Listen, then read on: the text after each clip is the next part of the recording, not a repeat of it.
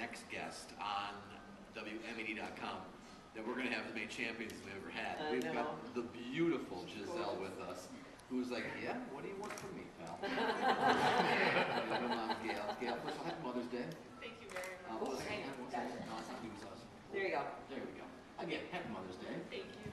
So this week we talked about cancer and we talked about tumors and all kinds of so-called huge catastrophic diseases. But one that we haven't talked about yet that is very prevalent is sickle cell anemia. And that is what this beautiful little girl has full-blown sickle cell anemia. Can you talk about a little bit about how you found out about this, especially how you accidentally found out about it? Well, Giselle's my second child. Her brother Gregory's 3 and a half. And I had switched hospitals before we were with Rockford Memorial Hospital, which we've had a lot of ups and downs with. And I switched over to Swedish American Hospital, which is one of the best hospitals in Rockford. Dr. Cunningham, I absolutely adore. Big shout out to Dr. Cunningham. Big shout out to Dr. Cunningham. He asked me when I was about 4 months pregnant if I wanted to be tested for sickle cell disease for Giselle. Now, why would he ask that? That's why I asked him, I'm like, why are you asking me about sickle cell disease and why do I need to be tested? And he informed me at that time that I was a carrier, and that's something I should have been told about my first pregnancy. Okay, you hear that, and what, I mean, your inner core, how angry were you? I was extremely upset. Yeah. Extremely upset. Yeah. So, they tested. Yeah, so then we found out that their father is also a carrier, but by the time we could have did the test and find out if Giselle had a disease or not, it could have caused me to have a miscarriage, and regardless if she has sickle cell or not, abortion's not an option, so we left it alone at that time. Sure. Giselle was born November 12th, and then the day before Thanksgiving, I was called by her pediatrician to let us know that she had full-blown sickle cell. And your world just goes crazy. Yes, it does. Now, what does that mean for someone who doesn't know a lot about the disease? Because a lot of people don't. Yeah, I mean, it's a learning process every day for me. Anytime that Giselle has a fever of 100.3 or higher, we have to contact UW Children's Hospital here. I live in Rockford, so it's an hour-and-a-half drive for us. They normally give the hospital down there instructions on what type of labs that they want ran. They hook her up to an IV right away because hydration is a big key in keeping the blood from sickling. It takes 48 hours for the blood cultures to come back to find out if she has any type of bacteria infection. She has had one bacteria infection last year, which caused her to have a PICC line for 8 weeks on her arm. And we give her antibiotics every day at home. So it's tough, but she's always in good spirits. She's beautiful. Looking a little shy, but snuggled up to Mama. Yes. Now, I read something that is very distressing as a person reading it, and I can't even imagine what this feels like to be her mom. But the pain cycles. Yeah, there's been, luckily Giselle hasn't had it full blown with some of the kids that I've seen, but there's been times where her hands and feet can swell up. Most of the time for Giselle, it's been her left leg that swells up from the sickling and it causes severe pain. To times where they have to give the sickle cell children oxycodone for them to have relief. It's too much pain for a little tiny person, isn't it? Yes, it is. And you mentioned she's a little under the weather this morning. Or this afternoon. Is that because of sickle cell or because she's a kid? And see, this is the thing, like, right now she has a common cold, which to everybody else, that's normal. Gotcha. But for a sickle cell child, if they're not getting the right amount of oxygen into their bloodstream, that could cause them to sickle.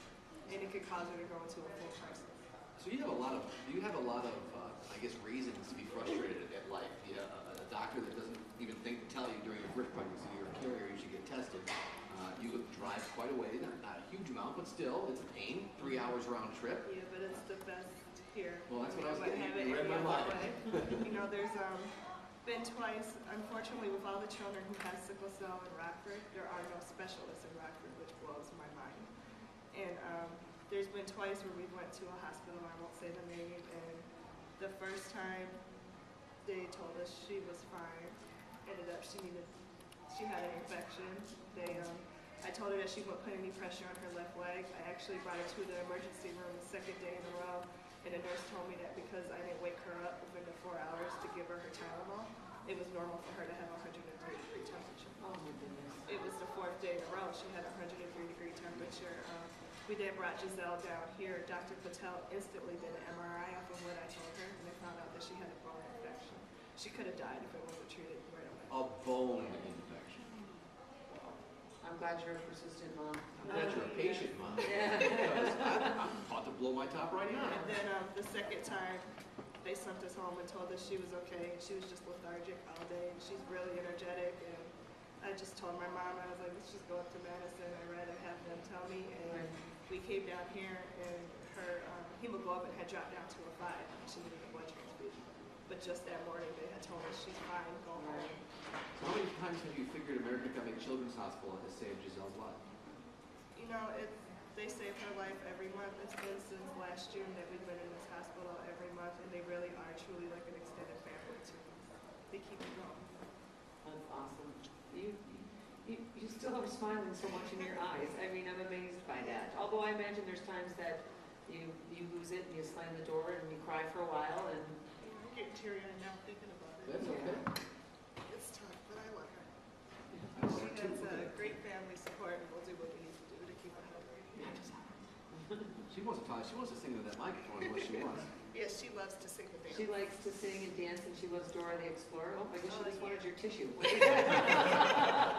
There's no crying at the American Family Children's Hospital, Mother. Not while my picture's being taken, anyway. So what kind of treatments are Giselle going to need to ensure her a very long life? For the rest of her life, she'll have to take penicillin twice a day to help her fight infections. Most children who have sickle cell by the time they're 5 don't have a working spleen, and that does help you fight infections. You can live without it, but then, you know, she's at the risk of catching more infections, so it makes it more tough for her. Well, she's got the right support behind her, as you mentioned, yeah. and a fabulous mother. She will not listen to anybody but her intuition, which is beautiful, and that's, God, what a great way to go through life. I'm glad that you found the American Family Children's Hospital. Yes, they really, truly have been a blessing to us. I have a feeling if you lived in Sweden, you'd find a way to get here every time. All right. Okay, now get these pictures up so we can get champions, okay, for That's Giselle. right. Nicholas, nick it real good. Thank you. Thank you, Gail, so much.